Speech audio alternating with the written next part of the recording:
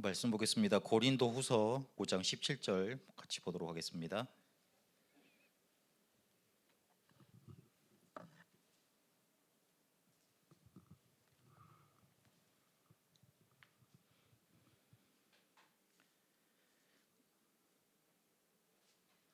우리 찾으셨으면 같이 합독하도록 하겠습니다. 그런즉 누구든지 그리스도 안에 있으면 새로운 피조물이라 이전 것은 지나갔으니 보라 새 것이 되었도다. 아멘. 우리가 질문을 잘 해야 됩니다.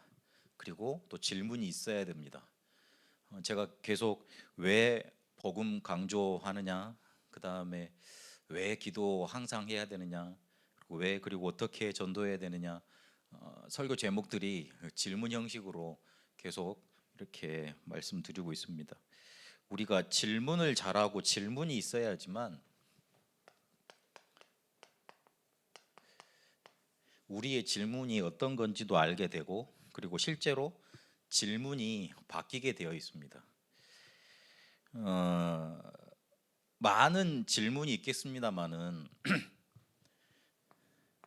질문하다 보면 답은 내 속에 이미 와 있습니다.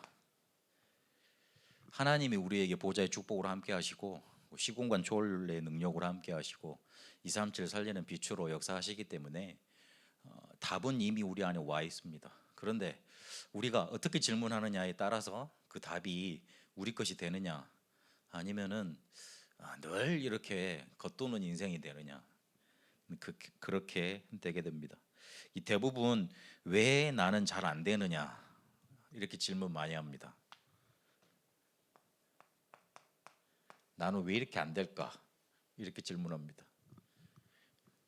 그리고 우리 집, 그리고 우리 교회에 왜 이럴까 그렇게 혹시 질문하는 사람들도 있습니다. 그런데 질문을 잘 하신 건데 조금 더 이렇게 질문을 좀 바꿔봐야 됩니다. 어떻게 바꿔야 되냐면, 하나님은 왜 그렇게 가만히 두고 보시느냐, 그리고 하나님이 도대체 원하시는 게 뭐냐, 이렇게 질문을 조금 틀어볼 필요 있습니다. 오늘 제가 욥기 6장부터 10장을 새벽기도 끝나고 난 다음에 읽었었는데, 욥기 여러분 읽어보면 잘 이해 안 가시죠? 잘 가십니까? 욥기 아직 다 안 읽어보셨습니까? 네. 그 한국 우리 개역 개정 말고 조금 쉬운 새 번역이라고 있어요. 잘 번역이 되어 있거든요. 혹시 그럼 너무 이렇게 우리나라 말하는 게 내 수준이 안 맞다 그러면 영어로 읽으셔도 괜찮아요. 읽어보시면 욥이 그 2장인가 3장까지 뭐 1장에 하나님 나타나시고 2장에 하나님 이야기 나오고, 그 다음에 쭉 이렇게 친구들하고 싸우는 얘기 나오잖아요.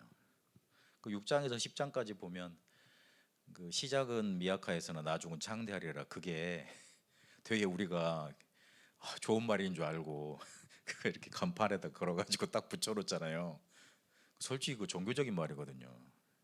욥이 한 말이 아니고 욥의 친구 빌리아스인가? 그 친구가 욥을 보고 너무 이렇게 지가 이렇게 막 의롭다 그러니까, 아무 잘못 없이 내가 지금 고난 당한다 그러니까, 그렇지 않다고 하나님이 어떻게 의로운 자를 벌하시겠냐고 그렇게 막 이렇게 조목조목 따지면서 그 중에 나오는 말이에요. 그러니까 조금 우리 사업장에다가 걸어두기에는 별로 안 맞는 말이지요. 세상적으로 맞는 말이겠습니다만은. 근데 욥이 친구들하고 그렇게 막 싸울 때 하나님은 등장하질 않으세요. 거의 한 30 몇 장 후반부에서 나타나시나? 욥기 읽다 보면 하나님 말씀 도대체 언제 나오는 거예요? 이게 도대체 무슨 내용인 거예요? 뭐 그러다가 지나가거든요. 그 중간에 하나님은 딱 숨어 계신 것만 같아요. 하나님은 우리에게 아무 말 안 하시는 것 같아요. 그러면 질문이, 하나님 나를 왜 이렇게 괴롭게 하세요? 우리 집은 왜 안 돼요? 나는 왜 이래요?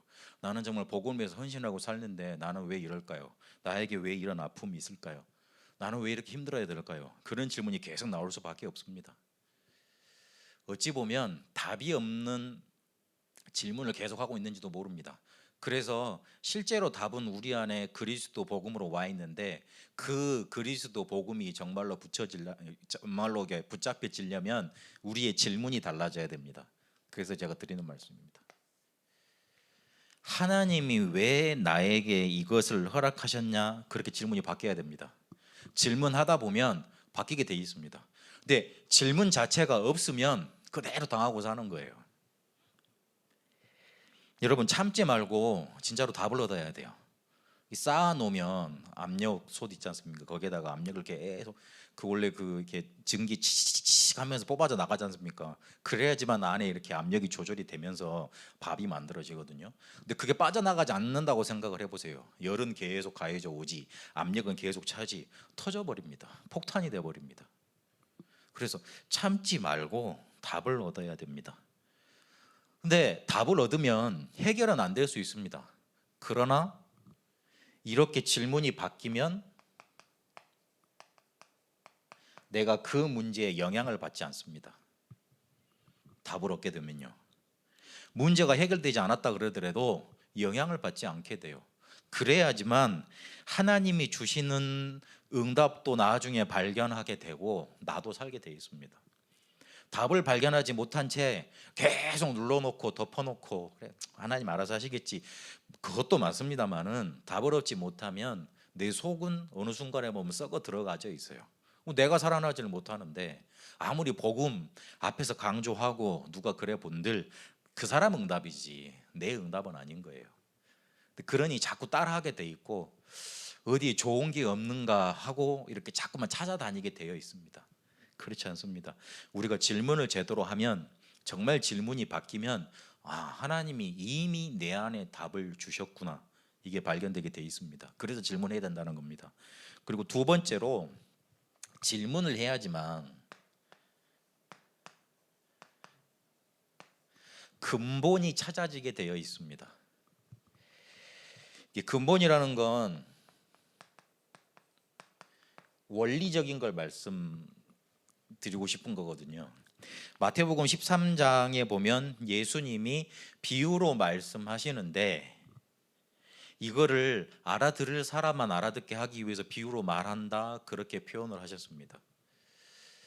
이번에 화요 집회에서 유 목사님 이걸 어떻게 표현을 하셨냐면 우리가 모르고 하면 안 된다, 알아듣고 해야 된다. 예수님이 알려주신 거 알아듣고 해야 된다 그렇게 말씀하셨거든요. 맞습니다. 우리가 복음이면 모든 문제 해결이 맞고 그리고 기도하면 응답이 되는 거고 실제로 전도해야 되는 거고 우리의 생을 다 드려야 되는데 우리에게 질문이 없으면 하나님 왜 그럽니까? 왜 그게 모든 문제 해결입니까?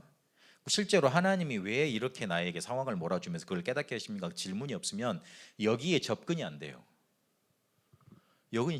접근이 안 돼요. 그러니까 남이 짜준 틀에 그냥 내가 내 인생을 딱 갖다 맞춰서 사는 게 돼요. 말이 어렵지요. 죄송합니다. 제가 중고등부 예배 때는 잘 이렇게 말이 이렇게 좀 쉽게 나오던데 왜 이렇게 수요 예배 때 여러분하고 만나면 그게 잘 안 되네요. 그러네요. 여러분 되게 막 저는 수준 높은 걸로 인정을 하고 지금 메시지를 하고 있기 때문에 아멘. 그렇기 때문에 잘 알아들으시는 걸로 제가 이제 인정을 하고 갑니다. 우리가 그 대학 학문 중에 철학, 뭐 역사학 이런 거 있지 않습니까? 근데 그거는 솔직히 따지고 보면 밥 벌어 먹는 데는 뭐 이렇게 가서 뭐 하는 데는 전혀 돈 뭐 그거 안 되는 그런 학문 같잖아요. 그런데 자세히 따지고 보면 철학, 신학, 그다음에 뭐 역사 이런 게 있기 때문에 근본을 찾아가는 뭔가가 있기 때문에 그거 파생에 의해서 다른 것들이 계속 나오는 거예요. 그러니까 필요 없는 학문이 아닙니다. 철학하는 사람들은 굉장히 괴짜인 줄 아는데 굉장히 인류의 근본 문제에 대해서 질문하는 학문입니다. 그래서 되게 지금 여러분 수준 높은 지금 질문을 하고 있다고 좀 생각하시면 돼요. 질문하셔야 돼요.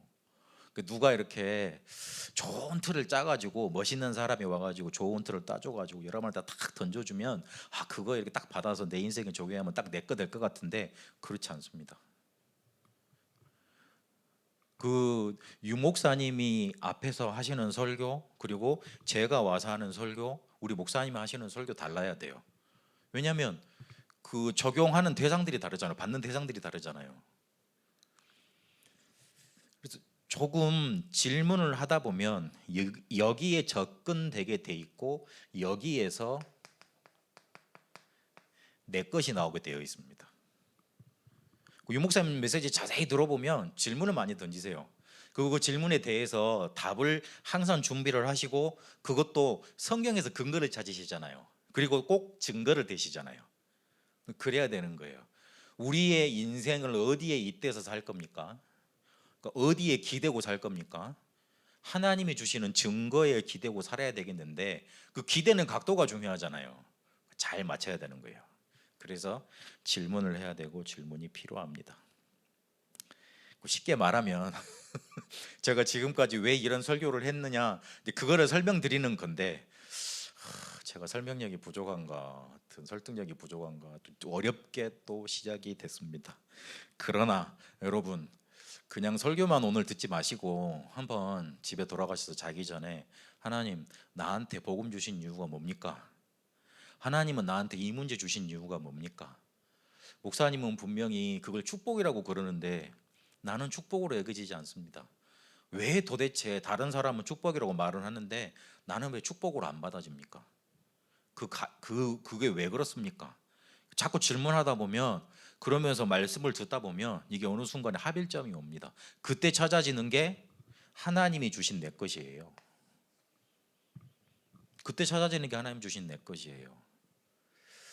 우리 다들 심리가 도깨비 방망이 심리가 있어요. 도깨비 방망이 심리. 어느 순간 이렇게 딱 뭐 하나 이렇게 들려가지고 요걸 가지고 모든 것을 이렇게 다 두드러 해치우려는 그 도깨비 방망이를 그리스도로 이제 대치해서 잡은 거죠. 그런 심리가 있고 그리고 뭐라 그럴까 떨어지는 감을 입 벌리고 이렇게 딱 받아먹으려고 하는 심리가 다 있어요. 그건 인간의 근본적인 심리입니다. 왜 배달이 잘 되냐면 내가 한 밥보다 누가 차려진 밥상이 그렇게 맛있는 거거든요. 그렇잖아요. 제일 맛있는 밥은 누가 해주는 밥이에요. 내가 해서 먹는 밥은 내 수고가 들어가 있기 때문에 별로 기쁘지 않아요. 누가 이렇게 조금이라도 라면을 끓여주더라도 라면에 물이 흥건하게 넘치더라도 일단 남이 끓여준 라면이 맛있고 누가 해준 밥이 맛있습니다. 거기에다가 설거지까지 해주면 금상첨화입니다. 밥까지 차려주고 설거지까지 해준다. 금상첨화예요. 그러거든요. 그건 인간적인 다 기본 심리입니다. 그래서 자꾸만 우리 뇌는 편한 쪽으로만 가도록 이렇게 세팅이 되어 있습니다. 창세기 3장 때부터 어쩔 수 없는 그런 세팅입니다. 그렇기 때문에 뇌를 속여야 됩니다. 우리 각인되어 있는 뇌를 속여서 질문을 해보셔야 돼요. 요 답을 정말로 찾도록. 그런 의미로 계속 제가 하나 둘씩 지금 던지고 있는 겁니다. 하나님이 그렇게 하시는 이유가 있겠죠. 차근차근 점검해 가면서 이게 정말로 내 것이 되면 나중에 보면 응답 와 있고 그리고 이제 제가 강조 드렸습니다만은 영향이 안 돼요. 문제 분명히 많거든요. 아직도 남편하고 싸울 문제 많고 자녀들 때문에 골치 아픈 일 많고 그러지만 어느 순간에 보면 내 안에 답이 확실하게 딱 붙잡혀져 있기 때문에 문제가 안 되어 있습니다.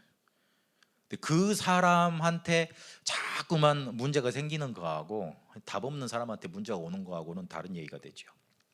그래서 오늘은 다락방에서 계속 또 이슈가 되고 있는 이야기,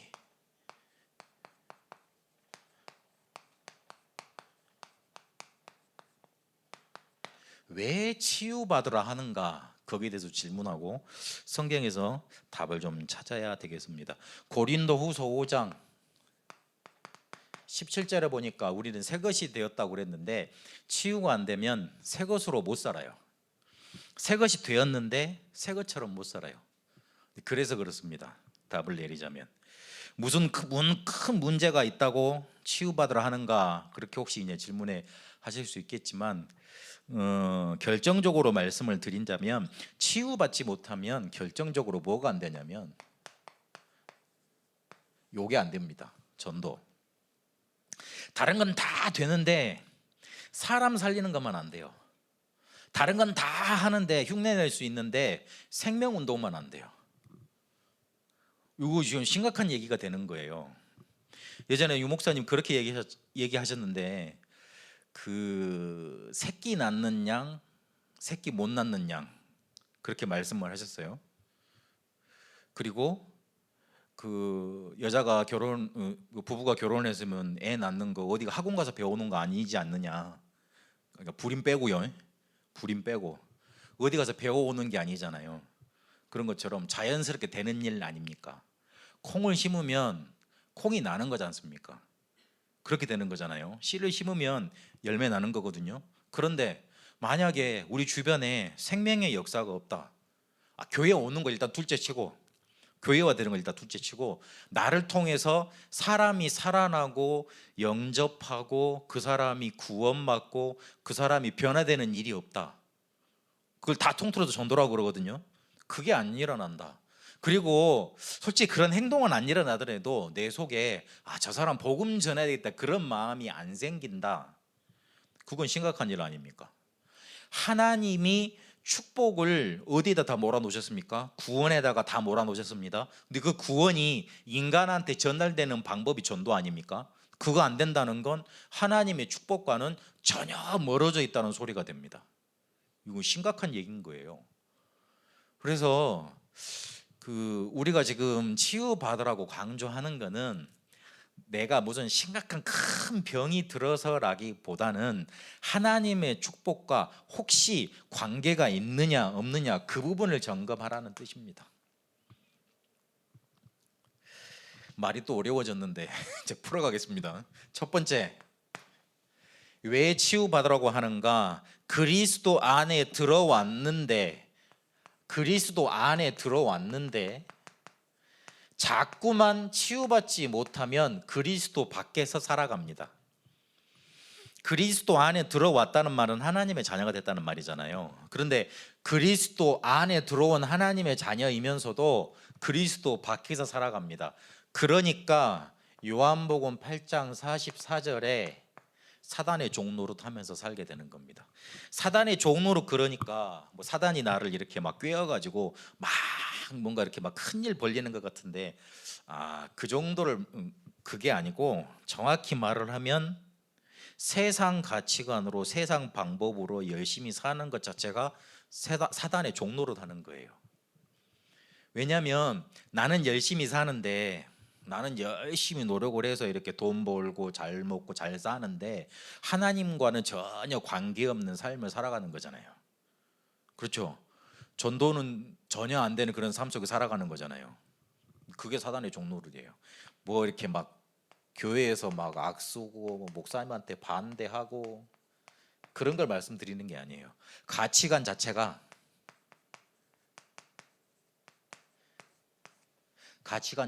딱 세상이에요. 이러면 하나님 나라에 전혀 도움 안 되게 살아가는 거예요. 그것 자체가 사단의 종노릇 하고 있는 거예요. 세상만 자꾸 배불러 주는 거니까. 하나님의 자녀가 가치관이 바뀌어가지고 사람들 볼 때마다 저 사람 복음 전해야 되겠다, 전도해야 되겠다, 요 생각이 안 난다. 그거는 뭔가 이렇게 감염되어 있는 겁니다. 이러니 출애굽기 20장 4절에서 5절까지 우상숭배 문제 아닙니까? 세상의 우상 문화를 이기지 못합니다. 제가 군대 있을 때 간부 생활을 좀 했거든요. 그래서 제 최종 목적은 국정원을 가는 거였어요. 지금은 이렇게 완전히 해체가 된 기무사라고 있습니다. 기무사령부라고 있는데 거기에서 이렇게 1년마다 한 번씩 거기에 이제 요원들을 뽑아요. 그래가지고 어차피 제가 어쩌다가 제가 추천을 받았어요.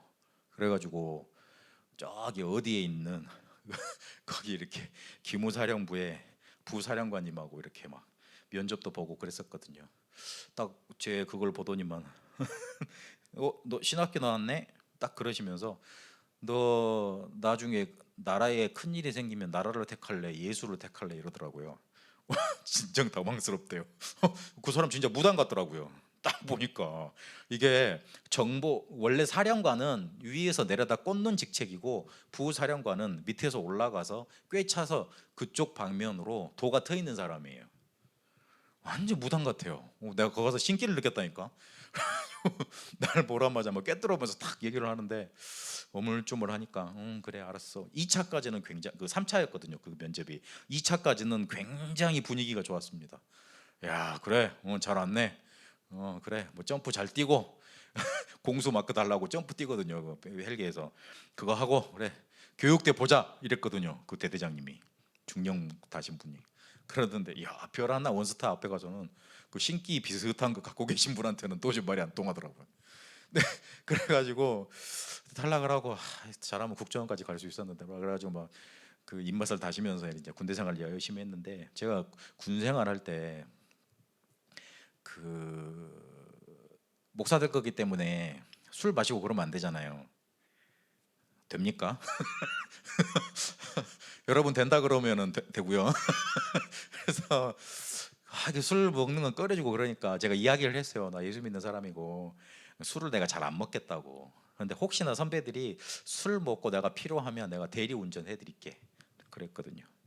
그걸 핑계 삼아서 맨날 부르는 거 있죠. 잠 좀 잘라 그러면 야 그 다 꼬여진 말로 야 어디로 와 그래요. 그러면 택시 타고 가가지고 그 이렇게 키 뺏어가지고 선배님 가십시다 그러고 차에 모셔갖고, 그때 음주운전 군대에서는 큰일 나거든요. 그래가지고 제가 그때 대리운전도 잘 없을 때라 그래가지고 차 해가지고 시동해가지고 몰고 막 그랬었어요. 한 번 그런 거 몇 번 해주니까 되게 인기가 좋았어요. 제가 쟤는 술도 안 먹는데 굉장히 우리랑 잘 놀아준다. 그리고 제가 술 안 먹고 되게 이렇게 노래방 가서 이렇게 막 돌리고 막 이렇게 조용히 뒤로 빠져나가고 뭐 그런 거 잘했거든요. 그 능글 맞았어요 이렇게. 그러니까 되게 좋아해요. 그렇더라고요. 야, 그래서 제가 별로 그 선배들한테 영향받지 않고 살았습니다. 우리 랩런트들이 직장에 취직을 하고 또 그런 그 뭐 공무원 사이나 이런 사이에 들어가게 되면 보통 아닙니다. 살벌하거든요. 살벌합니다. 그것도 이렇게 완전히 뭐라 그럴까, 얘들을 무너뜨리는 그렇게 작정하고 덤비는 사람들도 많아요. 근데 그것을 어떻게 살겠어요? 그리스도 밖에서 살면 당연히 문화에 이기지 못하고 오히려 더 잘 즐기는 사람으로 살죠. 이렇게 돼버리는 거죠. 그러면 자세히 따져보면 나는 그리스도 안에 들어와서 여기서 벌써 빠져나왔는데 내 삶은 거기에 붕덩 담겨져서 살고 있는 사람이 돼요. 그걸 말하는 거예요.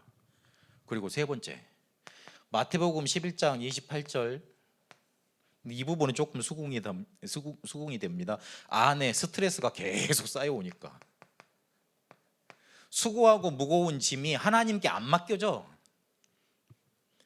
내 수고하고 무거운 스트레스가 하나님께 이렇게 토스가 돼야 되는데 다 갖고 더 주라 그랬잖아요. 던지라 그랬잖아요. 내가 다 해결하겠다 그랬잖아요. 그 말은 믿어지는데 실제로 이게 토스가 안 돼. 갖고 가십시오 해야 되는데 이게 안 가죠. 자꾸 나한테서 머물러. 뭔가 이렇게 큰 벽이 있는 것처럼 던질라 그러면 다시 나한테 돌아오고 던질라 그러면 다시 나한테 돌아오고, 그 무겁고 수고운 짐을 나 홀로 지고 열심히 지고 흘러갑니다. 그 스트레스가 얼마나 하겠습니까? 당연히 병들 수밖에 없죠. 그럴 수밖에 없는 거예요.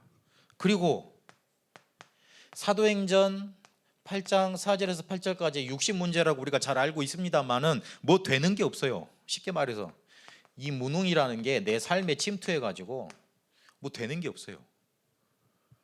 그걸 치유받아야 된다고 강조하는 겁니다. 그리고 누가복음 16장 19절에서 31절까지 보니까 잘 보세요. 이렇게 쭉 사니 내 삶 자체가 천국입니까? 하나님 나라입니까? 그 영적인 세계에는 두 개밖에 없습니다. 중간이 없어요. 천국 같기도 하고 지옥 같기도 하고 중간 회색지대가 없다니까요. 우리 삶 속에 하나님 나라가 임하지 않으면 그것 자체가 지옥인 거예요. 그러니 먼 문제가 와도 내게 문제가 되는 거예요. 그리스도는 분명히 모든 문제 해결자인데 나는 구원받은 하나님의 사람이 맞는데 이게 도저히 나한테 영향을 발휘를 못하는 거예요. 밖에서 살게 되는 거예요. 더 비참한 건 마태복음 21장 25절에 내 후대가 이 문제를 그대로 답습한다는 거. 저번에도 말씀드렸지만 애들한테 열내는 이유가 뭐냐면 애들한테서 내 모습이 보여서 그렇거든요. 그렇게 싫어하는 남편 모습이 보이고 더 싫어하는 내 모습이 보여. 그러니까 열이 날 수밖에 없죠. 열이 날 당연한 겁니다, 그게. 그래서 왜 치유받으라고 치유를 자꾸 강조하냐면 그리스도 안에 분명히 들어와서 구원받는 하나님의 자녀인데 내 실제 삶은 그리스도 밖에서 살아가기 때문에 그렇습니다. 그래서 알면 이걸 깨달아지면 벗어날 수 있습니다. 특별한 거 안 해도 됩니다. 아, 그렇구나. 내가 또 여기서 그리스도 놓쳤구나. 하나님, 내 삶에 그리스도 붙잡게 역사해 주옵소서. 그렇게만 기도해도 돼요. 두 번째, 새 것이 되었는데 새로운 것이 되었는데도 자꾸만 그리스도 밖에서 사니까 이전 것, 옛날에 내가 붙잡고 살았던 것, 그것 가지고 살아갑니다. 에레미야서 30장 13절에 보니까 내 송사에는 재판관이 없고 네 상처에는 약도 처방도 없다 그랬습니다. 이전 것이 뭡니까? 우리가 이전 것을 많이 그리워하고 그러는데 이스라엘 백성이 내가 애굽에서 부추도 먹고 너무 자연스럽게 나와요. 부추도 먹고 그 가마 옆에서 고기도 먹었고 그 다음에 마늘도 먹었고 그때 마늘도 있었나 봐요. 마늘도 먹고 그리고 수박도 먹었는데 여기 와서 내가 그런 거 하나도 못 먹는다면서 애굽으로 다시 돌아가자 그럽니다. 그렇게 상처를 가지고 살아가는 겁니다. 그런데 에레미야 30장 13절에 보니까 그 상처에는 약도 없고 처방도 없대요. 상처로 살아가니 이 상처에는 답이 없어요. 그렇게 살아가는 거예요. 오늘 여러분 혹시 상처 많은 삶을 살아오셨을지도 몰라요. 근데 그거 버려버려야 돼요. 답 없어요. 내가 가지고 있으면. 내가 그걸 가지고 있으면 이게 인간이 영적인 존재, 영물이기 때문에 이 상처는 끌어당기는 힘이 있습니다. 그래서 똑같은 문제 그리고 똑같은 상처를 가지고 있는 사람을 만나게 되고 똑같은 상처를 가진 사람을 만나면 혹시 동감대, 동질감이 형성될지 몰라도 상처는 칼날로 서 있기 때문에 서로 찌르고 또 찔림 받고 그러다가 문제가 더 커집니다. 혹시 우리 랩런트들 결혼할 때 그 운명적인 끌림 그러잖아요. 근데 잘 봐야 돼요. 부모들이 나서서 막는 경우 있거든요. 왜 그러냐면 이거가 사랑으로 변화된 경우가 있어요. 그건 조심해야 돼요. 예진아, 잘 들어둬야 된다. 어디 가서 누가 안 말해주는 거다. 우리 중고부도 랩런트한테 그걸 말해주면 이해하겠습니까만 청년들은 조금 이해할지 모르겠어요. 자세히 살펴보세요. 내가 예전에 여자를 사귀었는데 남자를 사귀었는데 걔가 너무 처음에 좋았어. 뭔가 운명적인 끌림이 있었어. 그래서 서로 말도 잘 통하고 그랬어. 근데 알고 자세히 쳐다보면 둘이 상처가 비슷했던 거예요. 그러니 그 상처끼리 강한 끌림에 의해서 딱 만나게 된 거예요. 그걸 알고 복음 안에서 이제 같이 이제 복음 안에서 이제 전도자 여정을 가면 괜찮은데 부부싸움 별거 없잖아요. 찌르는 거잖아. 쉽게 말해서.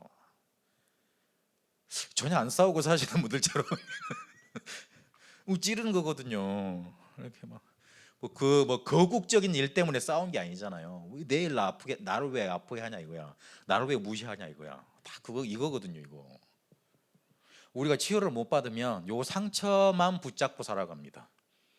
굉장히 그 상처를 생각하면서 추억합니다. 기억해야 되지.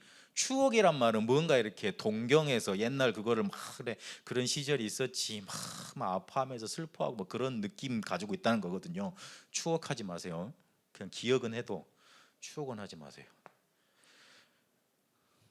이거 말하면 나 다락방에서 큰 뭐 이렇게 찍힘 당할 수 있는데, 유 목사님이 가끔 자기는 별거 없이 이렇게 조용히 예수 믿었다 그러시잖아요.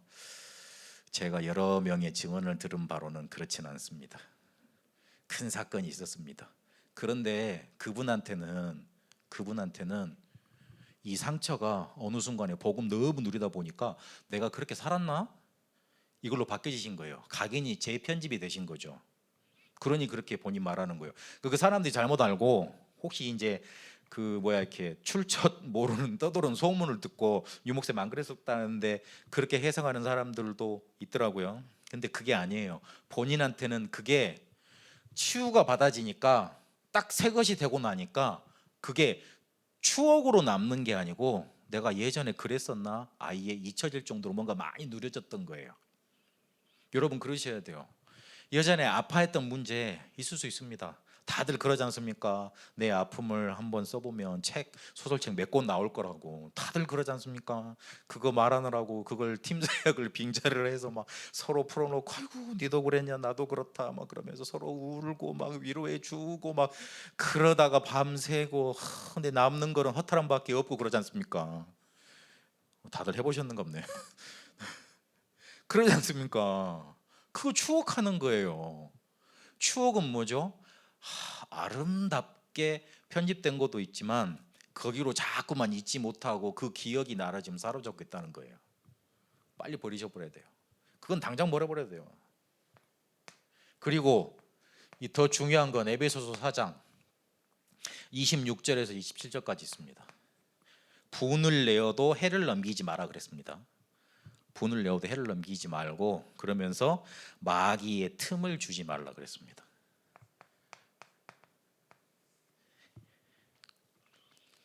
이전 곳으로 살다 보면 상처가 계속 쌓이고 이걸로 살아가기 때문에 이게 분을 일으킵니다.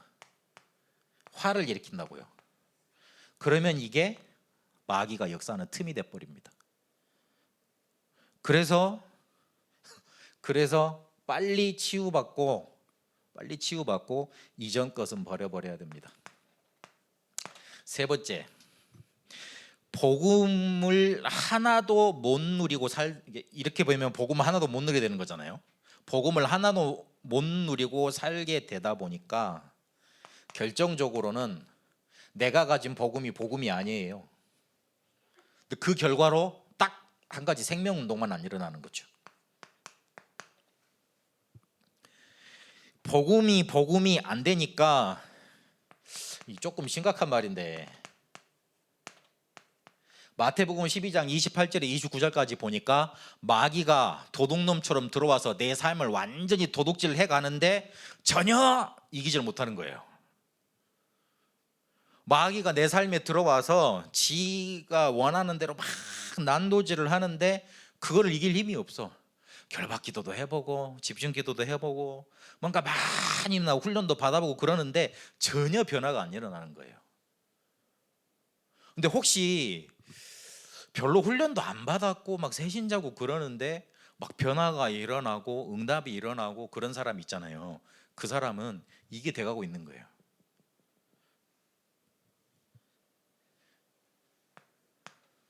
그리고 사도행전 5장 1절에서 11절까지 보니까 무슨 얘기입니까? 아나니아 삽비라 삽바라가 아니고요. 브리스길라 부부랑 헷갈렸습니다. 아나니아 삽비라 부부 얘기가 나오는데 그 사람들이 뭘 봤습니까? 사람들의 눈치를 봤습니다. 마귀도 못 이기고 어떻게 됩니까? 사람 눈치만 봅니다. 사람 눈치 보다가 어떻게 됐습니까? 쌍묘의 비극이라 그러잖아요. 유 목사님 그렇게 표현하셨잖아요. 둘이 한날에 같이 죽었어요. 별로 아름다운 죽음은 아닌데 같이 갈 필요가 없는데 눈치를 보니까 하나님이 원하시는 것도 못하고 하나님이 원하는 것 반대 것만 합니다. 그렇게 돼버립니다. 그래서 내가 그리스도 안에 들어왔는데 새 것이 되었는데 내가 가진 게 복음인데 그걸 그대로 누리기 위해서 우리에게 뭐 하라고 말하냐면 치유받으라고 그러는 겁니다. 근데 치유가 치유받으라 그러니까 어디 큰 먼데 이렇게 막 대단한 방법이 있는 게 아닙니다. 저번 주에 제가 말씀드렸던 대로 치유는 바로 나의 삶에 있습니다. 그 방법이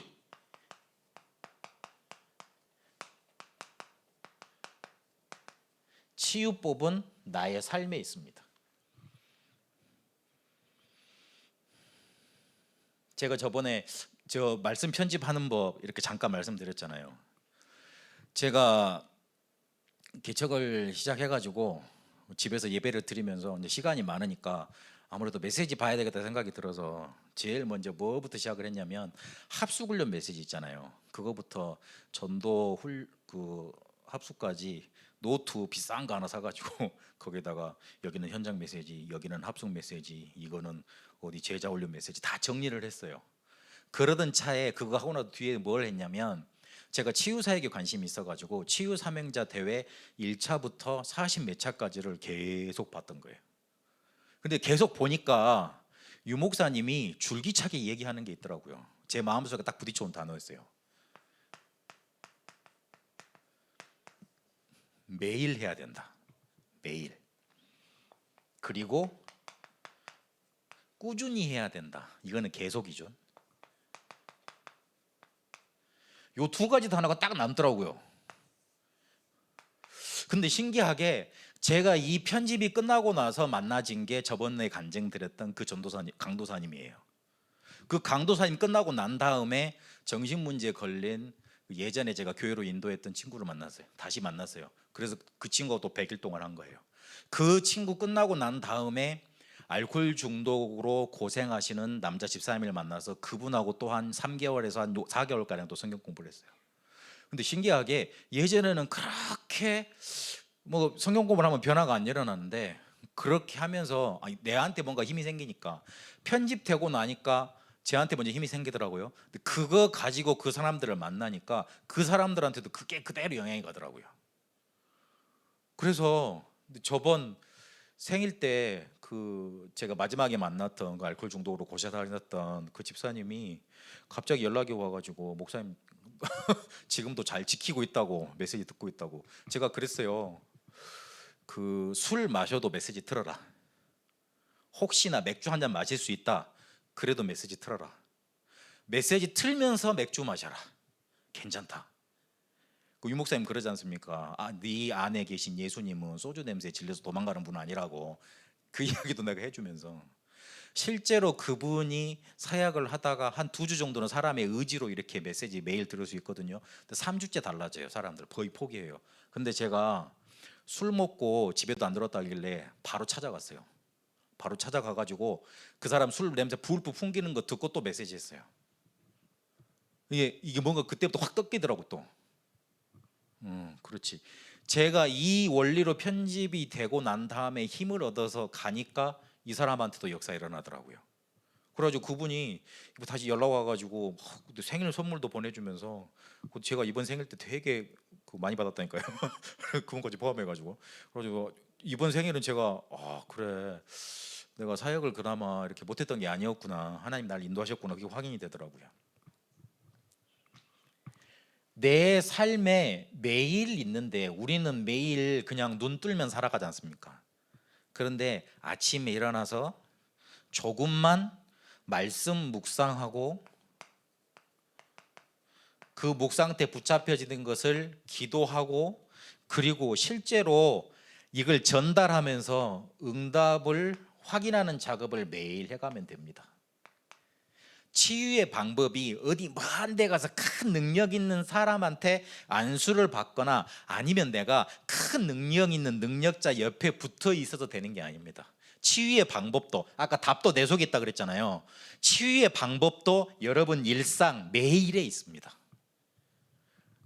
혹시 그 우울증 걸린 사람들 있으면 저한테 소개시켜 주세요. 소개시킬 때 말이 중요해요. 내가 아는 분 목사님 중에 용한 분이 있다고 그러세요. 그러면서 제일 먼저 데리고 와서 목사님 먼저 우리 담임 목사님 먼저 소개시켜서 영접 기도부터 시키고 그런 다음에 목사님이 그거 매일 못 만날 거 아니에요. 그 다음에 저한테 붙여주세요. 그러면 그 사람 매일 만나서 이거 해주면 돼요. 세상 그 뭐라 그럴까 간단한 방법이더라니까요. 예전에 제가 치유 사명제 메시지 들으면서 유 목사님이 귀신 들린 자 고쳤다고 이렇게 많이 그러셨잖아요. 근데 본인이 간 게 아니고 그 밑에 전도사나 권사를 보내셨대. 근데 그 권사님이 이 원리를 알아듣고 계속 간 거예요. 혹시 가다 보면 발작할 때 있을 거 아닙니까? 그때도 간 거예요.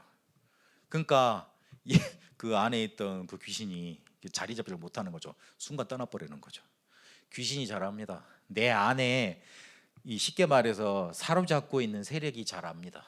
얘는 포기할 놈인지 아닌지 잘 압니다. 그래서 누가 가는가가 중요한 거고 내가 어떻게 치유 방법을 붙잡고 하는가가 중요한 거예요.